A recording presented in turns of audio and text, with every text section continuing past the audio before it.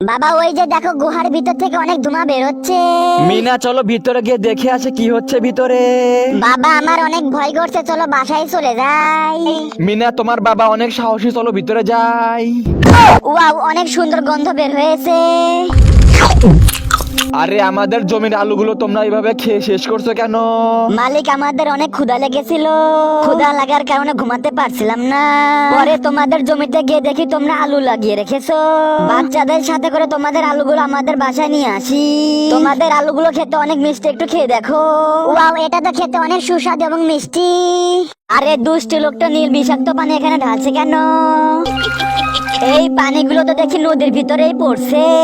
তার মানে এই পানি খাইয়ে পশুকে অজ্ঞান করে বিক্রি করে দেয়। আহারে পানি খেয়ে আমার পশু তো অনেক কষ্ট হচ্ছে।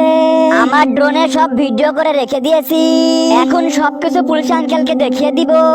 রাজু আমরা রাস্তায় আছে, খুব শীঘ্রই ঘটনাস্থলে চলে আসবো।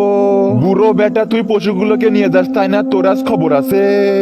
মা তো মহারানীর মতো সাজলো, বাবাও তো মহারাজের মতো সাজলো। বাবা মা তোমরা এত সাজুগুজু করছো কেন? মিনা আমরা নাটকে অভিনয় করার জন্য এভাবে সেজেছি।